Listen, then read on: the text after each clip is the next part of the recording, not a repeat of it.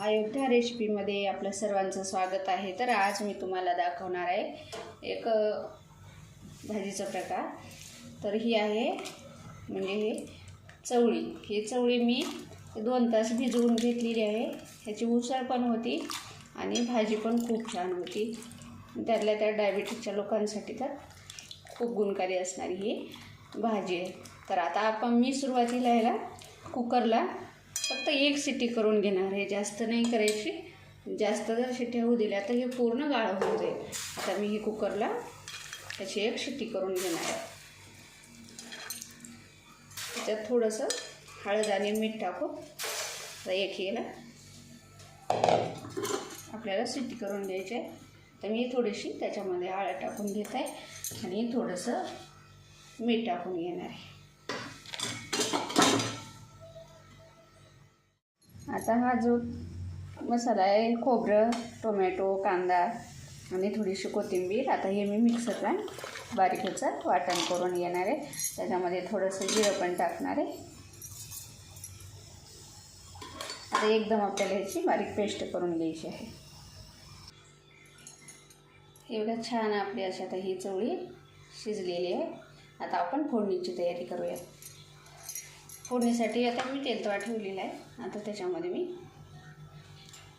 तेल टाकून घेते। तेल गरम झाल्यानंतर लगेच जिरं मोहरी टाकून घ्यायची।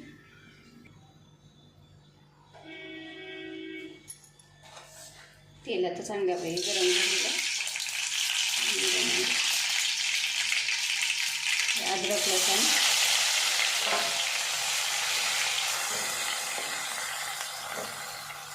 आता हे कांदा खोबऱ्याचं पेस्ट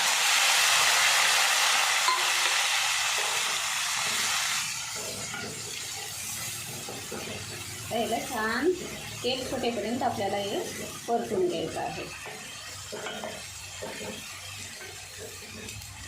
माझ्या चॅनलला नवीन असाल तर लाईक, शेअर, सबस्क्राईब करायला विसरू नका।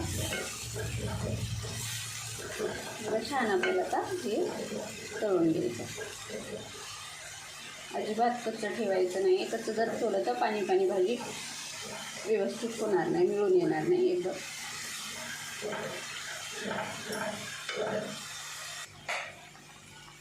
छान मसाला आपला असा हे तळलेला आहे। आता पावडर मसाले आपण टाकून घेऊ। थोडीशी हळद, लाल तिखट आवडीनुसार आणि गरम मसाला।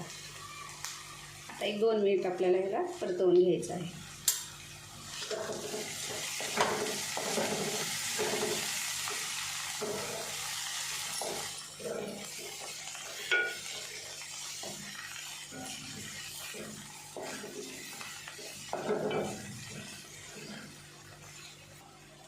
मसाला आपला भाजून झालेला आहे। आता त्याच्यामध्ये आपण चवळी टाकून घेणार आहे। छान मिक्स करून घ्यायची।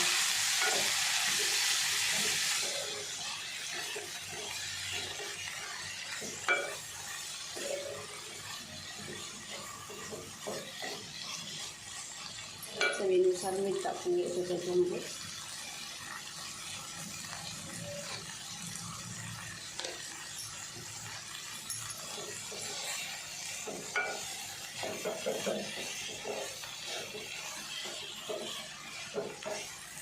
छान असं परतवून घ्यायचं।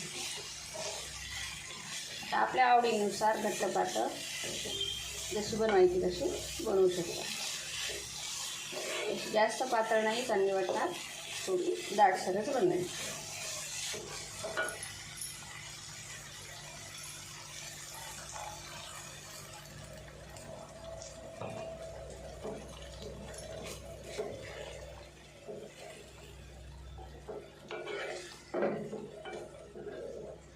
आता एक आपण 2 मिनिट झाकण ठेवून घेणार आहोत।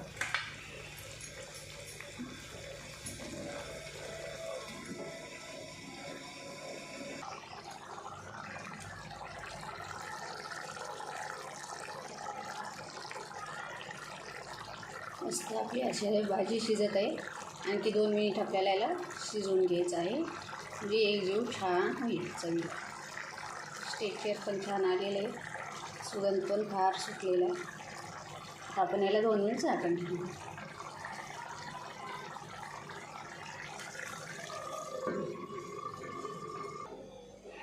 हे बघा आपली भाजी आता छान झालेली आहे. त्यावर कोथिंबीर टाकून घेतली आणि मस्त अशी चवीला छान अशी असणारी. तुम्ही पोळीसोबत, भातासोबत, भाकरीसोबत, कशासोबतही खाऊ शकता. ज्यांना आवडत नसेल ते पण भाजी नक्कीच खाईल. हे बघा अशा प्रकारे तुम्ही भाजी करा. माझा व्हिडिओ आवडला असेल तर नक्कीच मला कमेंटद्वारे कळवा. धन्यवाद.